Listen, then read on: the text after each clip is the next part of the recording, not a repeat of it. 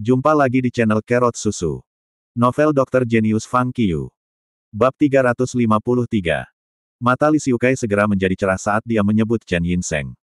Adapun Chen Yinseng, karena dia tidak bisa mengelola Universitas Pengobatan Cina Jiangjing dengan baik, saya bisa membiarkan dia pergi ke tempat lain untuk belajar beberapa manajemen sekolah, kata Mu Weiping acuh tak acuh di sisi lain telepon.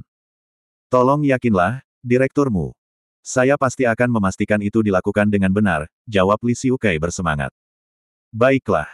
Mu Weiping mengangguk dan berkata, kami akan mendapatkan hasil tentang siapa yang bisa menjadi wakil kepala Universitas Pengobatan Cina Jiangjing hari ini.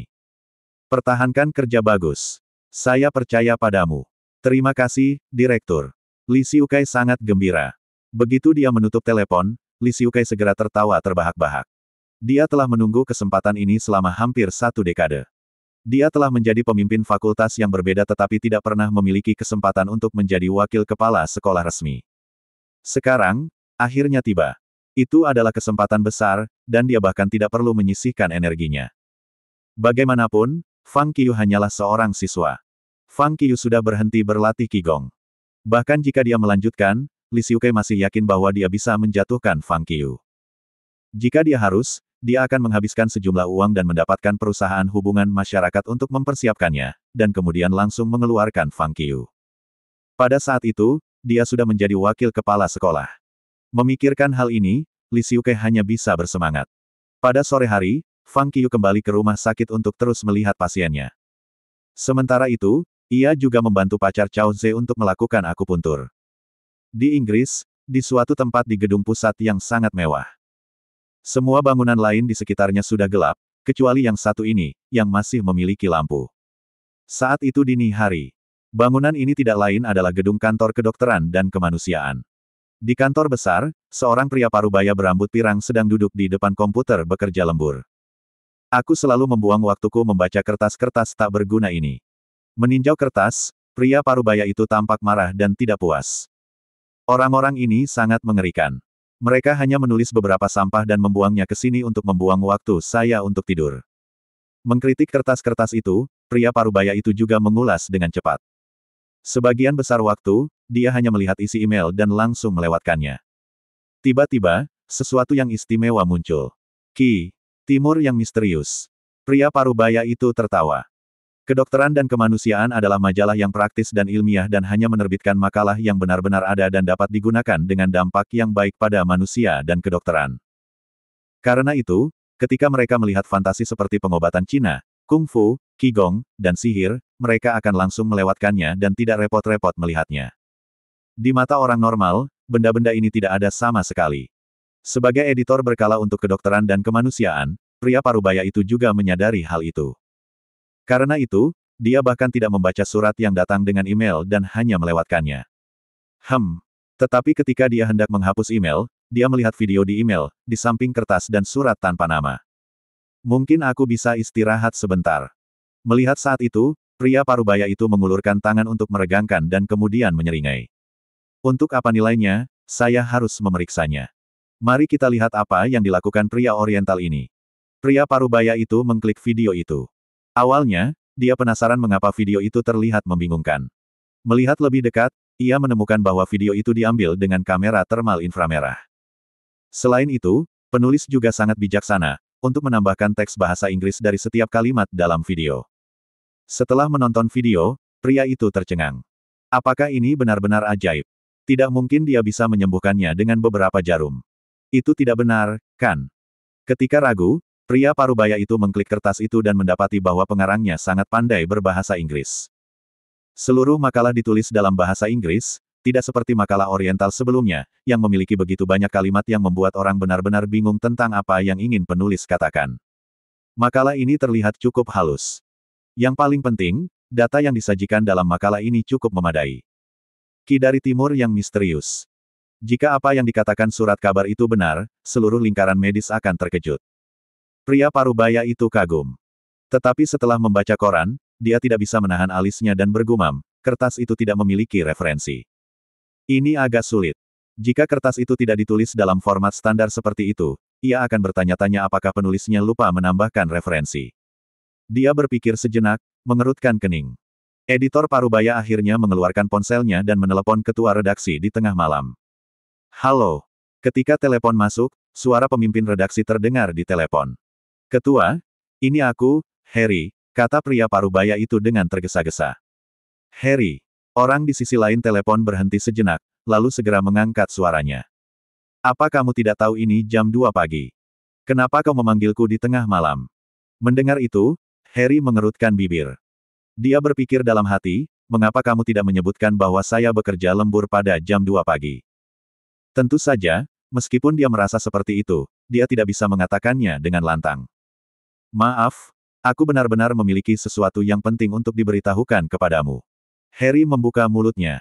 Ketika saya bekerja lembur untuk meninjau surat kabar, saya baru saja menerima surat kabar misterius dari timur yang belum pernah saya lihat.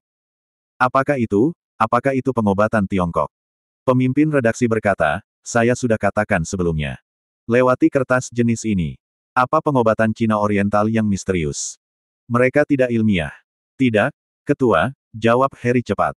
Makalah ini sangat ilmiah, dan berisi data komparatif yang sangat rinci. Itu juga melampirkan operasi video dan bahkan mengundang kami untuk memverifikasi secara pribadi. Dear Harry, tidak peduli sebagus apapun kertas Anda, harus menunggu sampai pagi. Apakah kamu mengerti? Pemimpin redaksi marah, jadi dia langsung menutup telepon ketika menyelesaikan kalimatnya. Chief, bisakah aku pulang sekarang? Harry terus bertanya di telepon. Alhasil, ponsel sudah digantung. Fu asteriska. Harry menangis dan menamparkan teleponnya di meja, menatap komputer. Jika kamu harus menunggu sampai subuh, maka aku harus melakukannya sekarang. Harry meraung marah. Kemudian, ia segera menemukan daftar pengulas terkenal dari seluruh dunia yang bekerja dengan kedokteran dan kemanusiaan. Sebagai seorang editor, ia hanya melakukan tinjauan utama. Artikel dan makalah yang dipilih juga perlu diperiksa oleh selebritas kelas dunia untuk memutuskan mana yang dapat dipublikasikan secara berkala. Segera, dia mendapat daftar pengulas. Harry membandingkan zona waktu, lalu memilih orang-orang yang sekarang ada di siang hari. Dia segera memanggil mereka dan mengirim kertas, bersama dengan video terlampir. 4 jam kemudian, ia menerima hasil ulasan. Mohon perlakukan makalah ini dengan hati-hati. Saya akan bersedia memverifikasinya secara pribadi. Hampir setiap tanggapan pengulas adalah sama. Mereka harus menganggapnya serius karena argumen dan data makalah itu terlalu spesifik untuk dipalsukan. Harry lega mendengar dari pengulas. Pada saat ini, jam 6 pagi. Saat itu pagi-pagi sekali. Secercah cahaya bersinar melalui dinding kaca untuk memantulkan penampilan Harry. Melihat lebih dekat, dia adalah pria Inggris setengah baya normal dengan rambut pirang keriting seperti seorang seniman. Ada beberapa bintik-bintik di wajahnya yang cerah. Matanya yang cerah menunjukkan warna biru air. Dia tampak cukup tampan dengan raut wajahnya yang dipahat. Tentu saja, akan lebih baik jika dia tidak memiliki bintik-bintik.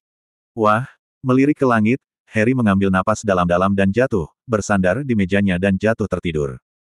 Pada jam 8 pagi, Harry terbangun oleh kedatangan rekan-rekannya. Setelah mencuci muka di kamar mandi, Harry bergegas ke kantor pemimpin redaksi. Ketua, saya telah mengirim email misterius itu dari timur ke kotak surat Anda. Anda bisa membacanya sekarang, kata Harry. Apakah itu benar-benar misterius? Pemimpin redaksi bertanya dengan perasaan ragu, lalu memeriksa emailnya. Ketika dia selesai, dia terdiam sesaat. Dia tidak tahu harus berkata apa. Seperti kata Harry, email dari timur ini benar-benar luar biasa dan misterius. Ketua, saya telah meminta beberapa pengulas untuk pendapat mereka tadi malam dan juga mengirim komentar mereka kepada Anda. Pemimpin redaksi mengklik email dan terus membaca. Katakan apa pendapatmu, pemimpin redaksi memandang Harry dan berkata setelah dia selesai membaca. Aku menyarankan agar kita pergi ke timur yang misterius dan memeriksanya sendiri, jawab Harry. Yah, editor ragu-ragu. Meskipun dia menolak hal-hal yang tampak begitu tidak penting dan tidak terlihat, dia masih melihat semua jenis data terperinci untuk membuktikan bahwa hal yang tidak terlihat ini nyata. Plus, ada video. Tidak mudah membuat keputusan. Meskipun tidak perlu banyak uang untuk pergi ke Cina, itu juga membutuhkan sumber daya manusia. Jika benda ini terbukti palsu, mereka akan membuang-buang waktu dan energi mereka. Ketua, apa yang Anda pikirkan? Melihat bahwa ada kemungkinan pemimpin redaksi setuju, Harry segera mendesak. Jika ki yang disebutkan dalam makalah ini nyata, berkala kami akan memenangkan ketenaran instan untuk makalah ini. Anda tahu definisi kami adalah inovasi medis dan manusia, tetapi tidak mudah untuk menemukan inovasi. Baru-baru ini, inovasi menjadi semakin berkurang. Dan pengaruh berkala kami semakin rendah. Jika kita terus seperti ini, kita akan keluar dari daftar 10 besar di dunia. Aku tahu. Pemimpin redaksi memberi anggukan dan berkata, tetapi pandangan dari makalah ini adalah pedang bermata dua bagi kita. Itu bisa membantu kita bangkit atau menghancurkan kita. Jadi, aku harap aku bisa memverifikasinya sendiri. Harry berkata dengan serius, aku berjanji, makalah ini hanya akan digunakan jika 100% benar. Baiklah, baiklah. Pemimpin redaksi mengangguk dan berkata, kali ini, Anda memimpin sebuah tim, menghubungi pengulas itu, dan pergi ke China bersama-sama. Oke, aku akan benar. Harry mengangguk dengan cepat dan bersemangat mengundang pengulas itu. Karena pengulas semuanya di Asia, mereka semua terbang ke China dari negara mereka setelah menerima undangan. Sementara itu, Fang Qiu juga menerima panggilan telepon. Terima kasih masih bersama channel Carrot Susu. Bab 354. Fang Qiu terkejut, bahagia, dan penuh harapan setelah mengetahui dari panggilan Harry bahwa Harry berangkat dan bahwa pengulas dari negara lain siap untuk tiba di China melalui udara. Dia tidak berharap bahwa mereka akan datang begitu cepat. Sebelum dia mengirimkan artikelnya, dia sudah siap bahwa itu akan diabaikan. Tanpa diduga, Medisin dan Manusia secara berkala sangat menghargai artikelnya dan terutama mengirim beberapa editor dan pengulas terkenal untuk memverifikasinya. Mendengar ini, dia merasa sangat bahagia dan bersemangat dan penuh harapan. Fang Qiu bangun pagi-pagi keesokan harinya dan terus berlatih kinya di padang rumput di samping Central Lake. Namun, kali ini, dia sendirian di sana. Itu adalah pertempurannya sendiri. Agar tidak melibatkan siswa lain, Fang Qiu memberitahu Jiang Miaoyu dan siswa lain yang mengikutinya untuk berlatih ki agar berhenti berlatih terlebih dahulu. Akibatnya, para siswa ini benar-benar tidak lagi datang ke padang rumput untuk berlatih. Fang Qiu berlatih kinya di padang rumput saja. Karena peristiwa itu menyebabkan keributan, Li Xiukai, wakil-wakil presiden baru, yang sangat tegang, meminta beberapa orang mengawasi Fang Qiu tempat ia berlatih kinya. Akibatnya, tepat ketika Fang Qiu mulai berlatih, sekretarisnya mendapat kabar. Biasanya, Li Xiukai bangun jam 7 lewat pagi, tetapi baru-baru ini, ia bangun jam 5 untuk bekerja karena Fang Qiu selalu bangun jam 5 pagi untuk berlatih. Di kantor guru, sebuah suara terdengar. Kepala sekolah. Sekretaris itu bergegas ke kantor Li Xiukai tepat saat dia membuat secangkir teh dan duduk. Sekretaris itu berkata kepadanya, Fang Qiu pergi berlatih lagi. Apa? Dia pergi ke sana lagi. Li Xiukai menjadi marah setelah mendengar kata-kata itu. Dia tidak bangun jam 5 pagi selama bertahun-tahun, dan karena Fang Qiu tidak berlatih kemarin, dia pikir dia hanya perlu bangun pagi ini untuk melihat apakah Fang Qiu tidak mau berlatih lagi, dan kemudian, dia bisa tenang dalam tidurnya dan menunggu kenaikan pangkatnya sebagai wakil presiden. Dia tidak menyangka bahwa sebelum mencapai tujuannya, Fang Qiu berlatih ki lagi. Dia sangat marah saat ini. Dia sudah menebak semuanya kecuali bahwa Fang Qiu akan sangat tidak taat. Mengapa dia membuat masalah bagiku saat aku akan dipromosikan? Dia benar-benar. Li Xiukai mengutuk dirinya sendiri. Sekarang, bawa dia ke sini sekarang. Saya harus ngobrol dengannya. Li Xiukai memberi perintah dengan marah. Sekretaris, berani untuk tidak menunda masalah ini, segera membawa beberapa orang ke Central Lake untuk mencari Fang Qiu. Namun, Fang Qiu sepenuhnya mengabaikan sekretaris. Ini membuat sekretaris sangat kesal.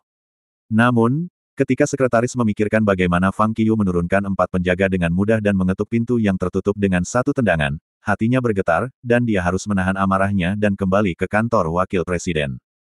Di mana dia? Li Xiukai bertanya dengan tidak puas ketika dia melihat sekretaris kembali sendirian tanpa Fang Qiu. Kepala sekolah. Sekretaris itu berkata dengan ekspresi pahit di wajahnya, Fang Qiu terlalu sombong. Dia mengatakan dia tidak tahu wakil presiden Li tetapi hanya tahu wakil presiden Chen. Apa? Li Xiukai sangat marah. Apa yang dia maksud dengan mengatakan dia hanya mengenal Chen Yinseng? Apakah saya bukan wakil presiden?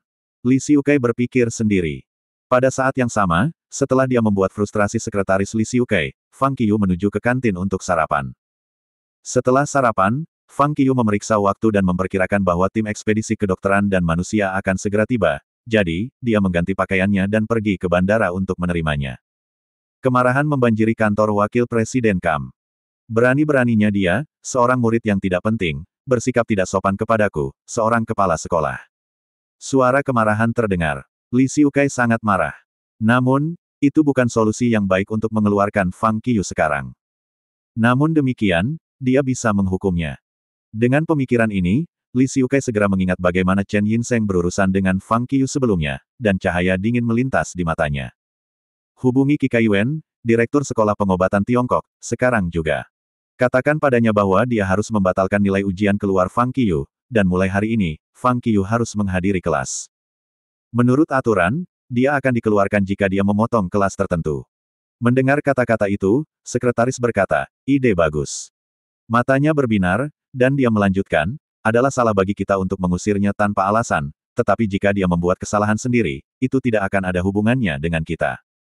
Selain itu, jika ia dikeluarkan karena kesalahannya sendiri, publik tidak dapat menyalahkan kami untuk ini. Ini benar-benar ide yang brilian. Setelah mengatakan ini, sekretaris segera memanggil Qi Yuan. Pada saat yang sama, Li Xiukai juga mengangkat telepon di atas meja dan memanggil Su Mudong, Direktur Rumah Sakit Afiliasi Pertama Universitas Pengobatan Cina Jiangjing. Halo, Su Mudong, yang sedang berolahraga pagi, menjawab telepon. Apakah Anda Direktur Su Mudong? Li Xiukai bertanya. Dia kemudian menambahkan, saya Li Xiukai, Wakil-Wakil Presiden Universitas Pengobatan Cina Jiangjing. Presiden Li. Su Mudong bingung dan bertanya dengan hati-hati, apakah ada yang bisa saya bantu? Iya. Li Xiukai menjawab, saya ingin Anda mengeluarkan seorang mahasiswa baru bernama Fang Qiu. Dia adalah siswa yang harus belajar keras di perguruan tinggi. Bukankah konyol baginya untuk merawat pasien di rumah sakit? Apa maksudmu sebenarnya?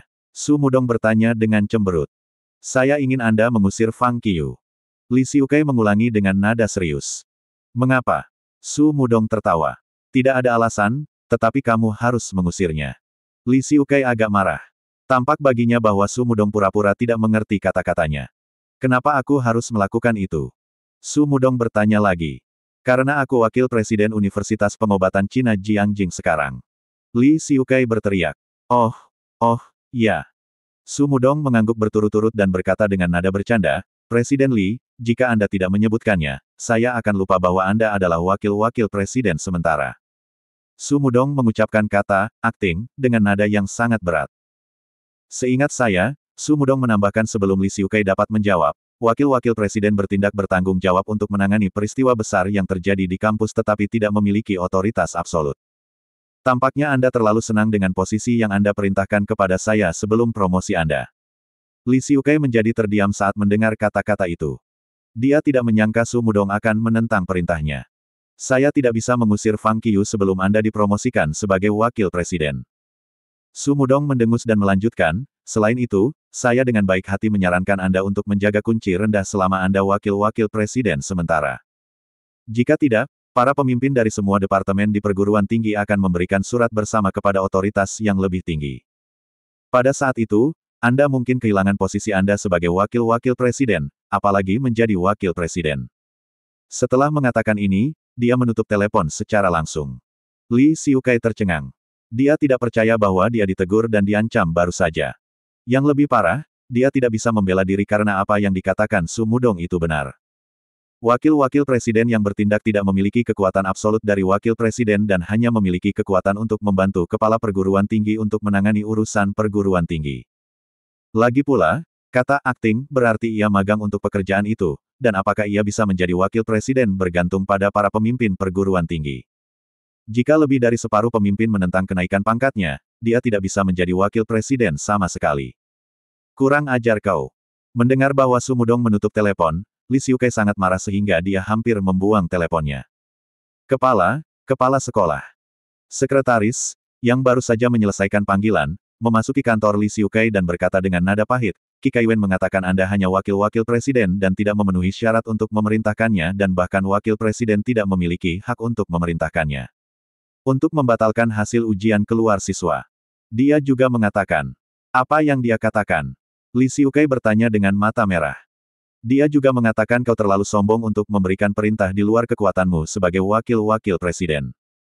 Dia bertanya kepada Anda apakah Anda tidak ingin dipromosikan. Ketika sekretaris mengucapkan kalimat terakhir, ekspresinya berubah. Bagus. Mulut Li Xiukai memutar karena marah, dan dia berkata dengan tinjunya mengepal erat, tunggu dan lihat, kalian semua. Sekretaris itu memiliki ekspresi pahit di wajahnya. Dia menganggap Li Xiukai wakil-wakil presiden yang bertindak paling pengecut dan tidak berguna. Dia juga punya perasaan bahwa kampus itu adalah sarang dari mereka yang semuanya membela Fang Qiu. Di bandara kota Jiangjing, 7 orang dari tim ekspedisi berkala bertemu satu sama lain di bandara ibu kota sebelum pergi ke kota Jiangjing melalui udara. Fang Qiu menunggu di bandara dan tidak melihat mereka sampai jam 8 pagi. Apakah Anda seorang mahasiswa dari pengobatan Cina Universitas Jiangjing? Harry, pemimpin tim, bertanya sambil tersenyum ketika dia melihat Fang Qiu. Iya.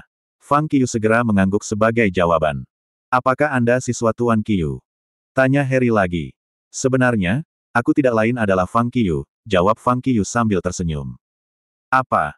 Harry linglung, begitu pula 6 pengulas dan editor lain yang mengikutinya.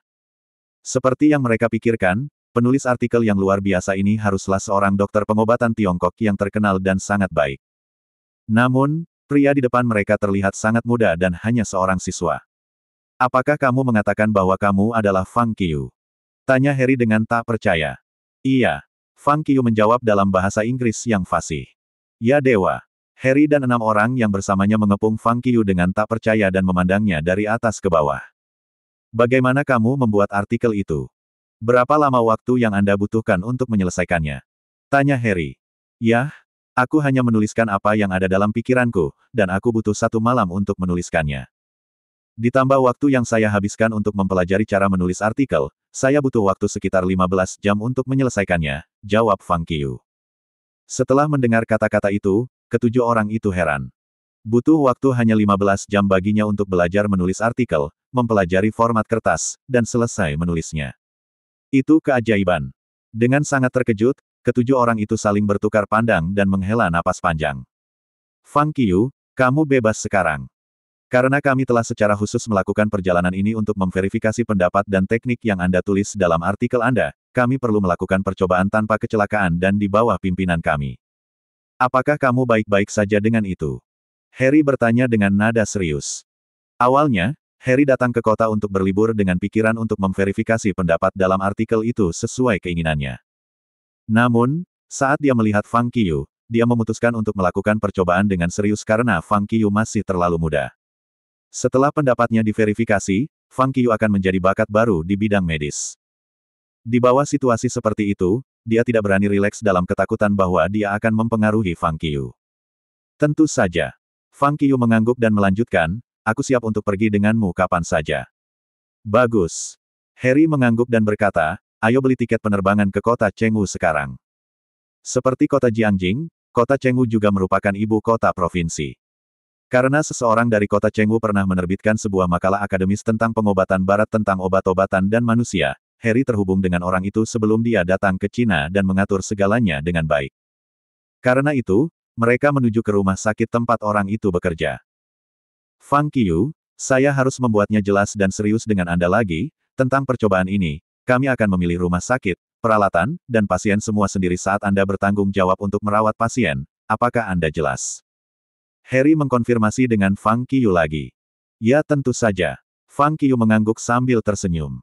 Setelah itu, mereka naik pesawat ke kota Chengdu.